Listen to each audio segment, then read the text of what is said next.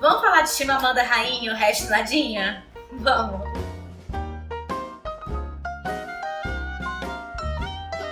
Então, Chimamanda é uma autora nigeriana sobre a qual eu já falei algumas vezes aqui nesse canal. Eu acho que eu já falei sobre ela no vídeo que eu dei dicas sobre livros feministas. Eu acho que eu falei sobre ela Acho que eu falei sobre ela no vídeo sobre mulheres incríveis, acho que eu falei.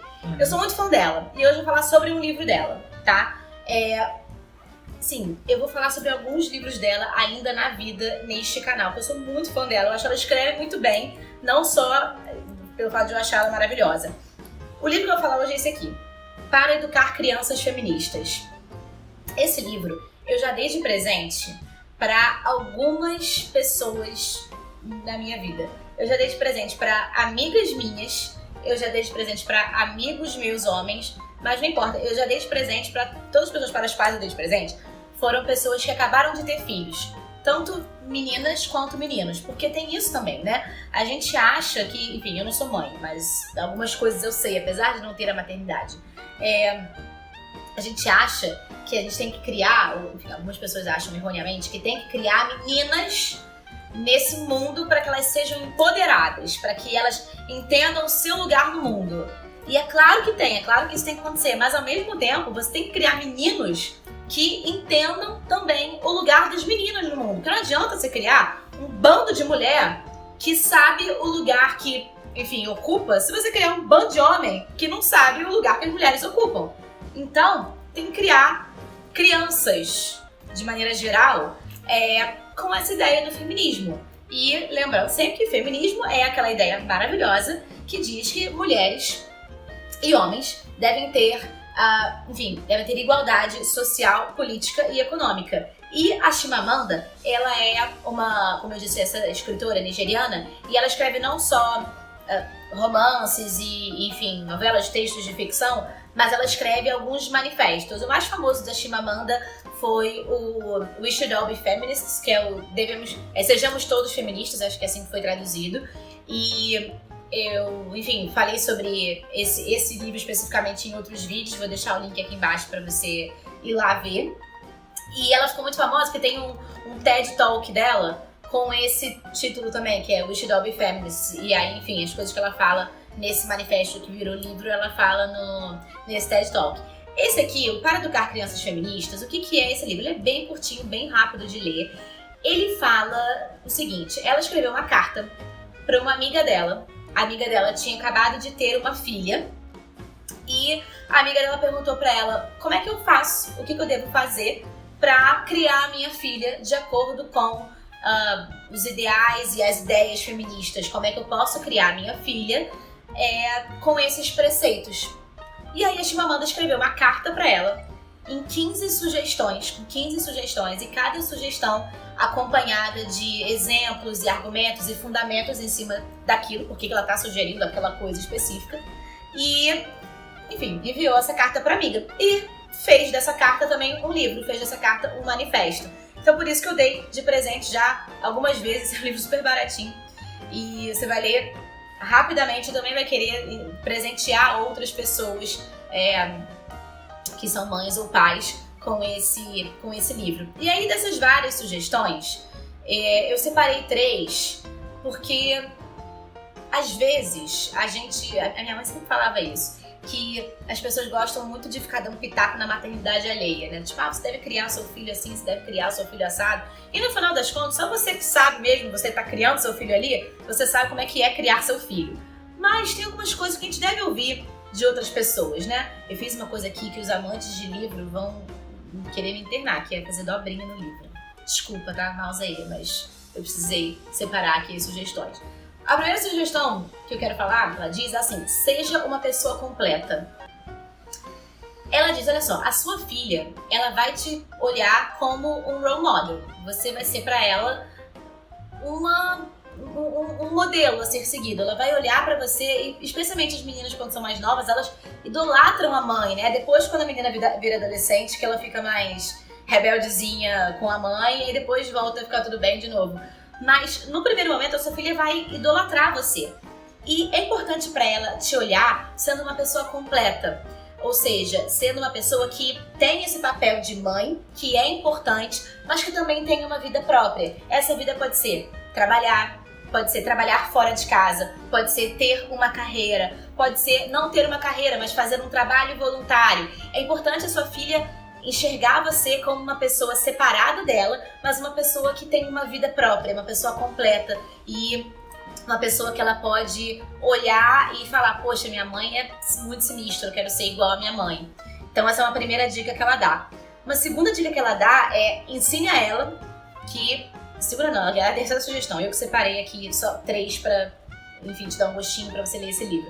Ela diz, ensine a ela que papéis de gênero são totalmente absurdos. Nunca lhe diga para fazer ou deixar de fazer alguma coisa porque você é menina. Isso é uma coisa que ainda tem, persiste ainda, né, até os dias de hoje. Eu fui educada numa casa com áreas muito feministas, muito embora eu acho que meu pai e minha mãe, eu acho que eles nem sabiam o que era feminismo, enfim, quando eu estava crescendo, quando eu era uma criança ou uma adolescente, mas eu acho que eles tinham um pouco de ideias feministas ali incutidas na cabecinha deles, porque, enfim, por vários motivos, mas um deles foi, eu nunca na minha vida eu ouvi a minha mãe ou o meu pai falar alguma coisa do tipo, você não pode fazer isso porque você é menina. Não fala assim porque você é menina. Menina não pode falar assim. Senta direito porque você é menina. Menina tem que sentar direito. Ah, não, isso você não pode fazer. Como é que você quer ter essa profissão? Você não pode ter essa profissão porque menina não tem essa profissão.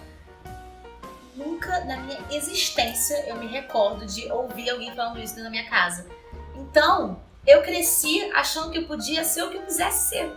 Eu podia falar do jeito que eu quisesse, me vestir do jeito que eu quisesse, ter a profissão que eu quisesse, cursar a universidade que eu quisesse. E isso foi muito bom pra mim, porque eu não cresci entendendo papéis de gênero como coisas limitadoras. Foi só depois da minha vida, e eu acho que isso bem mais tarde, acho que lá com 20 e poucos anos, ou assim que eu comecei a entrar no mercado de trabalho, digamos assim, que eu comecei a entender que existia no mundo o papel de gênero. Até porque o feminismo, muito embora ele seja originário da década de 60, mais ou menos, a Simone, essa galera lá atrás, ele de uns tempos pra cá que ele tem ganhado mais força e ele tem sido mais falado. Mas quando eu era uma criança e uma adolescente, ele não era, ele já existia, mas ele não era tão, pelo menos aqui no Brasil, ele não era tão falado quanto ele é hoje em dia. Então eu não sabia o que era feminismo, eu acho que eu fui descobrir feminismo lá para os meus 25, 26 anos, que foi quando eu descobri que existia na sociedade essa ideia de papéis de gênero e que as pessoas achavam que mulheres podiam fazer umas coisas que homens não podiam. E eu comecei a ser julgada por coisas que eu fazia porque não eram coisas que mulheres deveriam fazer. Você não pode se comportar dessa forma porque você é uma mulher, você não pode falar desse jeito. E aí só depois da minha vida que eu fui ouvir gente falando assim, não, mas essa coisa de você ser focada na sua carreira, cuidado com isso, porque homem não gosta de mulher que trabalha demais. Já ouviu isso? Tem muita gente que fala isso, né? Homem não gosta de mulher que ganha bem, não pode ganhar bem. Tá? Não pode. Você pode ganhar bem, mas você tem que sempre ganhar menos do que ele. Você ganha mais que ele. Nenhum homem vai te querer. Isso eu já ouvi. Várias pessoas falam assim, fica falando esse negócio de feminismo, fica fazendo... Isso eu já ouvi. Fica fazendo canal falando de feminismo, vai assustar os homens. Nenhum homem vai te querer. Fica assim, mas nenhum homem vai me querer. Putz, ninguémzinho vai me querer porque eu fico falando de feminismo. Poxa vida. Enfim, e uma outra sugestão que ela dá, que eu adoro, que ela fala assim, ensine Shizalu, que é a menina, a questionar a linguagem. Gente, eu falo isso tanto na minha vida. Eu falo tanto sobre linguagem na minha vida, não só porque eu sou professora disso, mas eu falo tanto que a gente deve se preocupar com linguagem na vida. Ela dá o seguinte exemplo. A linguagem é um repositório de nossos preconceitos, de nossas crenças, de nossos pressupostos. Mas, para lhe ensinar isso, você terá que questionar sua própria linguagem. Uma amiga minha diz que nunca chamará a filha de princesa. Quando as pessoas dizem isso, a intenção é boa, mas princesa vem carregado de pressupostos sobre a fragilidade, sobre o príncipe que virá salvá-la, etc. Essa amiga prefere anjo e estrela. Então, decida o que não dirá para a sua menina. Ela não diz que você não deve chamar a sua filha de princesa.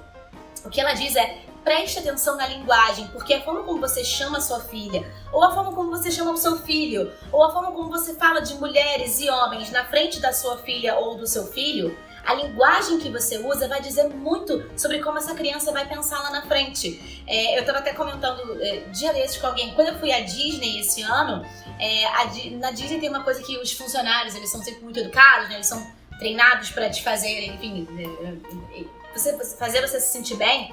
E toda vez que você chega no parque, não importa a sua idade, enfim, pra mim falaram isso, tanto pra mim quanto pra meninas mais novas, os funcionários falam, hello princess, how's your day? Então, tipo, como é que tá seu dia, princesa? Mas não era, eu não me sentia afrontada com aquilo, sabe? Era uma coisa mais delicada, mais de carinho, mais de atenção, por ali ser, enfim, o lugar das princesas. Só que quando você chama uma menina de princesa, normalmente você tá trazendo pra ela uma ideia mais de fragilidade, mais de ser resgatada pelo príncipe encantado. Então, cuidado. Se você quiser chamar sua filha de princesa, chama, mas mostra pra ela as princesas da Disney da atualidade. Mostra pra ela uma Moana, mostra pra ela uma Elsa do Frozen, mostra essas princesas que são mais empoderadas, que não ficam só sendo resgatadas pelo príncipe encantado. Então um pouco de cuidado com a linguagem que você usa, porque a linguagem, às vezes a gente não para pra pensar sobre ela, mas é nela que a gente reproduz, né? E às vezes o que é perigoso, reproduz sem pensar essas nossas crenças, esses nossos valores.